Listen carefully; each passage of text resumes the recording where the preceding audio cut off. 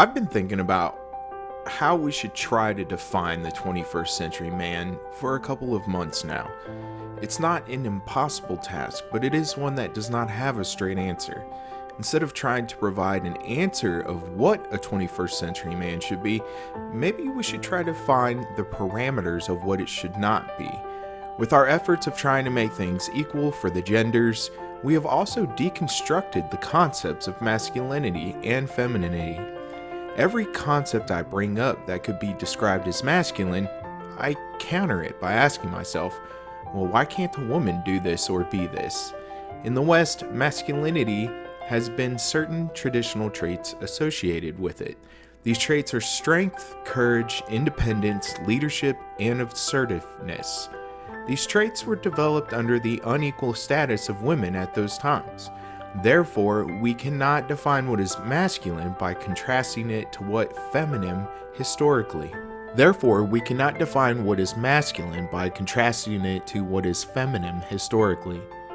Strength can mean many different things. Strength can be performed visually and mentally through the physical body or through the mind itself. When we look at strength through the body, we can view it through its physical representation, the visual aesthetic, or by its endurance or stamina.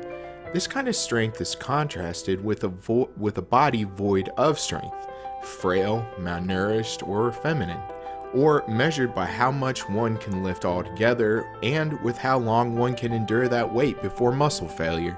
One can also look at the human mind as a form of strength as well. Strength can be viewed from an intellectual might lens. Just as one trains their body to become physically strong, they can train their mind for the same. Strength has historically been tested in two different arenas, the Colosseum or the university. Those that wish to be intellectual titans would battle with rhetoric and debates or in the political arena. Most of these avenues were closed off to women. Another form of mental strength is resilience. How much one's mind can endure suffering or push through their physical limitations to reach new heights.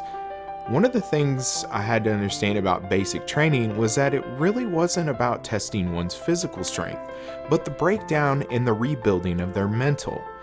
They were more worried about building a warrior who could push the limitations of their body.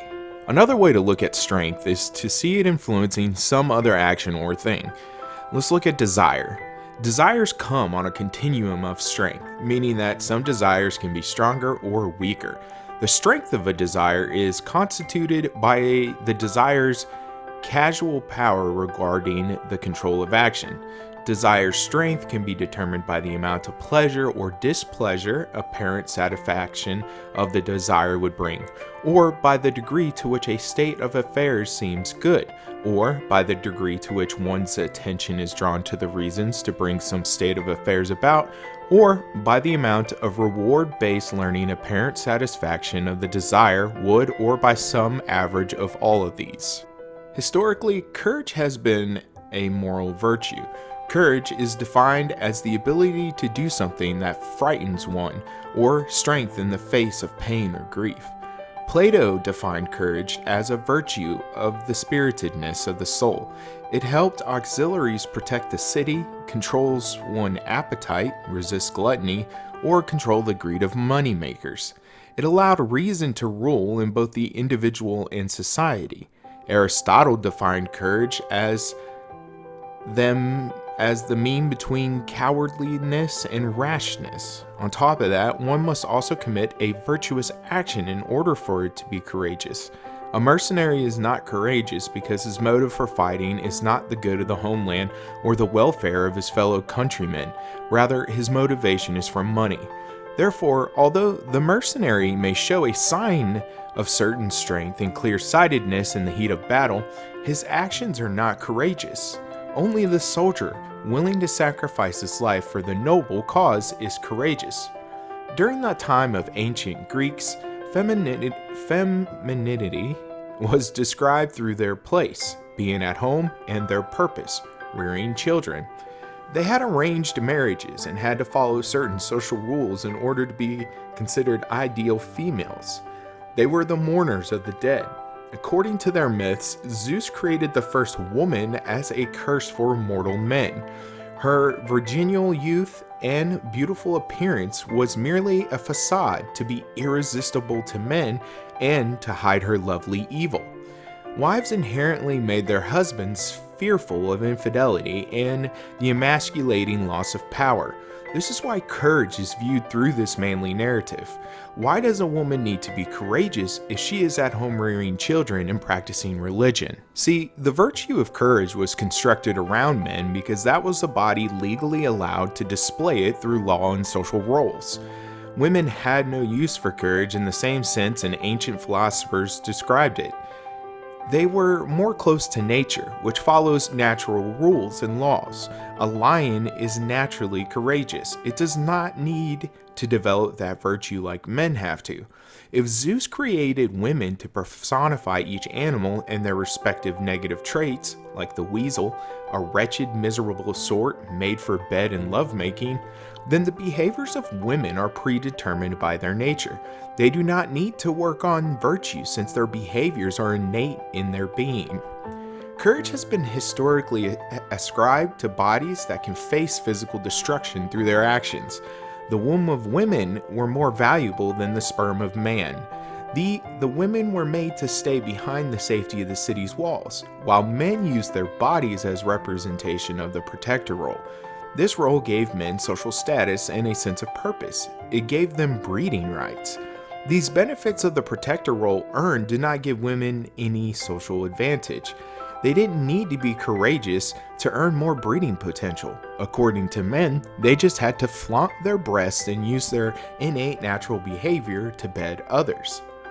Independence is defined as the ability to live one's life without being helped or influenced by others. It has been traditionally viewed as masculine since women were not seen as being able to be independent of men for survival and protection. Since women need to be protected, their ability to be independent was considered unnatural. Women also needed to be connected with others. They were generally seen as more emotional and social. Men were seen as the rugged outdoorsmen, the man that would go off into the woods, hunt, and live by himself in seclusion from the world. The man that would travel through the days of the Old West with no care. Independence also translated into the business and financial world. In today's society, we see independence as financial freedom or becoming self-made. While this idea seeks to show power, intellect, and good decision-making through one's status, it's an illusion. No one does anything completely on his or her own. We all rely on a network of people. This network is just as much responsible for your success as well as your failures. We all live together in a society that works together. We're all cogs in a machine that produces what America or even the world is. Some people just have better starting points in life, or they're just unjustly rewarded for their labor compared to others. However, we all work together. Our failures and successes are the burden of all of us, not just one individual. Leadership is defined as the action of leading a group of people or an organization. Most leaders throughout history have been males. This coincides with other aspects of traditional masculinity such as courage, independence, and strength. It is hard to paint leadership as a masculine concept since I do not solely view this trait as being masculine. Historically, women were kept from leadership roles, which gave the masculine a monopoly. Assertiveness is defined as the quality of being self-assured and confident without being aggressive, or in longer form, a form of behavior characterized by a confident declaration or affirmation of a statement without need of proof.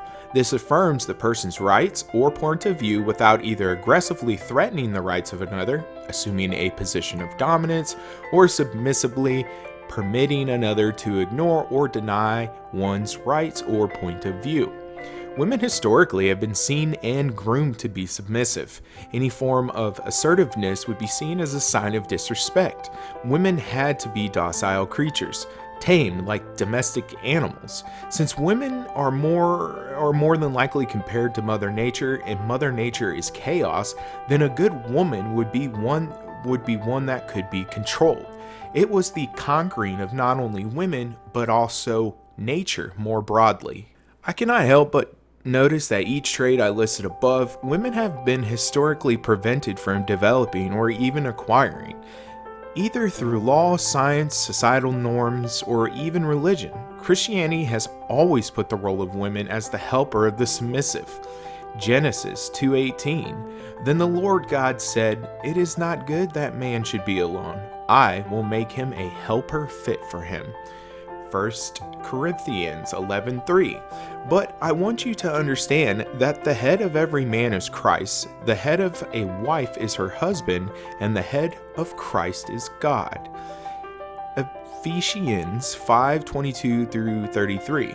Wives, submit to your own husbands as to the Lord. For the husband is now the head of the wife, even as Christ is the head of the church, his body, and himself its Savior.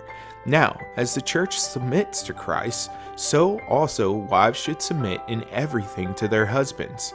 Husbands, love your wives as Christ loved the church and gave himself up for her, that he might sanctify her, having cleansed her by the washing of water with the word. Through law, women could not own property, and even when they could not be in control of it. Women could not practice law. Women could not be in control of their own earnings. Many of these laws were overturned in the 19th century, though. Section 3 of the Expatriation Act provided a loss of citizenship by any American woman who married an alien. In Mueller v. Oregon, the Supreme Court helped justify sex discrimination in labor laws under the guise of women's health. Women were not allowed to vote. They could not serve on juries. Gozer v. Cleary was a Supreme case that upheld a Michigan law that women could not be licensed as a bartender in cities with a population of 50,000 or more. Through science, pseudoscience has been used to keep women in certain roles. It was once believed that women had smaller brains because of their head size, and therefore were less intelligent. The concept of sex and gender being the same has constructed gender roles that have kept women from certain jobs and societal roles. Through social and societal norms, women were forced to be the homekeepers, the role defined as the childbearers. They were to be the keepers of home life, out of sight. Common misconceptions of women behavior developed these stereotypical duties for women. Women could not join the military because they were not strong enough mentally and physically to meet the demands of war. We had to protect them from the horrors of war so that they could raise our children right. Women could not possess or develop these masculine traits, not because women could not be masculine, but an entire system was built and developed to keep them from obtaining these traits. Masculinity had successfully created a system in which femininity was defined by contrasting it with the masculine. Women couldn't compete in these areas because they just weren't allowed to. This helped the ideas of masculinity grow and develop without constraint and further define what femininity was based upon masculinity. It created a dichotomy that we then use to form our gender roles and social norms for each sex. As I researched these common characteristics of Western masculinity, I asked myself if they still hold true. Do they still imply masculinity? I would say yes and no. More broadly, women can have and possess every one of these traits and not be considered masculine. They would be considered strong, independent women in today's standards. Is it possible that maybe these characteristics are not exclusive, but should be measured by a scale similar to gender? That what makes someone masculine is the amount of courage or strength one has. Even then, that breakdown doesn't hold up because we handicap our idea of femininity. Why could femininity not be the most courageous person? From here, I thought maybe having this dichotomy of masculinity versus femininity is the problem. Why not replace it with what are the traits of a good person? That we set our societal roles and norms based upon what makes good people, not how well they stick to their gender roles. I have also realized that we as a society have outlined what we as a society have outlined to be masculine conflicts with our idea of individualism. Masculinity is a social construct. We cannot both have these competing ideas of what it is to be masculine and then at the same time tell ourselves to be individuals or free thinkers. Masculinity constricts the individual by prescribing what attributes, behaviors, and roles are associated with men and boys. How can one be an individual while also conforming to the idea of masculinity if everything in that society propagates that outcome? Would one then just be a product of propaganda and not a free-thinking individual? Before anyone can define what masculinity is, we should ask ourselves what purpose it serves. Do we want to be the free-thinking individuals, or do we want to be conforming citizens of the state? Do we want society to be a reflection of ourselves or a reflection of society's needs? I guess that is for you to decide. Thanks guys for listening. Appreciate all the support recently. If you like it, give it a thumbs up, thumbs down, comment, share. Please subscribe. I also have a Twitter. I do use it pretty often. So yeah. And thanks again for listening.